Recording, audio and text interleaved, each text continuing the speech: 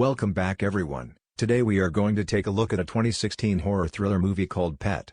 Spoilers ahead. The movie starts with a man who works at an animal control department. His name is Seth. He is in charge of feeding the dogs because he really loves the animals there. He has very little purpose in life. One day, he sees an old classmate named Holly riding the same metro bus. At first Holly forgets who Seth is. They then have a short conversation. The next day Seth asks Nate, who works as a security guard at his office, for advice, and Nate tells him to be more confident and approach her. Shortly after, his boss informs him that the shelter's capacity is getting full due to the increasing number of abandoned animals. Therefore one of the dogs has to be euthanized so that the cage can be used for other dogs. Sadly, he gives up one of his favorite dogs to be killed. Seth goes home and begins researching Holly on social media to find any information about her, specifically by memorizing her likes and dislikes. With the goal of getting her to go out with him, Seth stages an encounter with Holly at the restaurant where she is a waitress. Holly curtly dismisses Seth after growing uncomfortable with his disclosures regarding what he knows about her. Holly complains about Seth's advances, as well as her ex-fiancé Eric's infidelity, to her roommate Claire. Seth sends Holly roses, but she confuses them for an olive branch from her ex Eric. Seth follows Holly when she goes to see Eric at the bar where he works. Seth's attempt to talk to Holly turns physical and Eric beats him up. As Seth leaves the bar, he finds Holly's diary dropped on the ground and takes it with him. After reading Holly's journal, Seth begins covertly following her. He eventually builds a cage in the basement of his workplace. He then breaks into Holly's apartment and abducts her. By faking a delivery, Seth is able to get past the shelter's security guard Nate, and he imprisons Holly in the basement. When Holly awakens, she screams to be released. Seth responds that nobody can hear her and that he has captured her in order to save her. In a mid-movie twist, it turns out that Holly is a serial killer. Seth learned of her double life after reading her journal. It turns out that Claire was Holly's first victim, and the Claire we have seen throughout the movie was just Holly's hallucination. Some time ago, Holly learned that Claire and Eric had been having an affair. While Holly was confronting Claire in her car, the car got into a crash. Taking the opportunity to cover up her crime due to the crash, Holly stabbed Claire to death with a shard of windshield.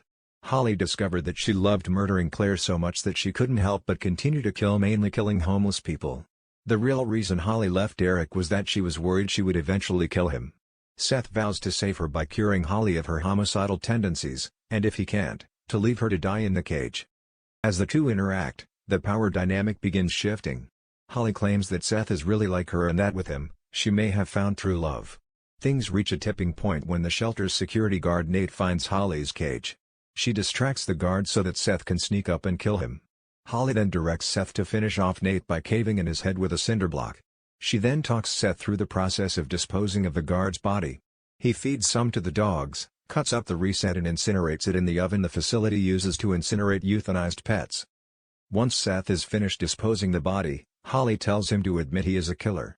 He denies this and Holly begins going on a hunger strike, saying that Seth's rejection of her true self, being a killer, will leave her alone in the world.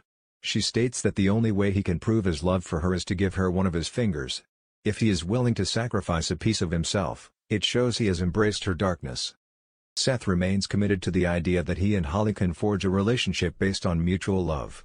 The police identify Seth as a suspect in the disappearance of the security guard, and due to his spending time with Holly, he is given a last chance warning for slacking off at his job. Knowing that he must either release Holly or leave her to die in the basement, he has an internal struggle. Seth then runs down to the basement and cuts off his finger for Holly.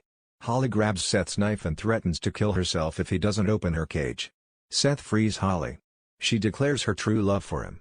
The two of them kiss, and then Holly slits Seth's throat. Sometime later, we find that Holly is back in a relationship with Eric and becomes a published author. Holly looks at Eric's phone and sees a text showing that Eric is once again being unfaithful. Holly considers killing Eric, but leaves the apartment instead.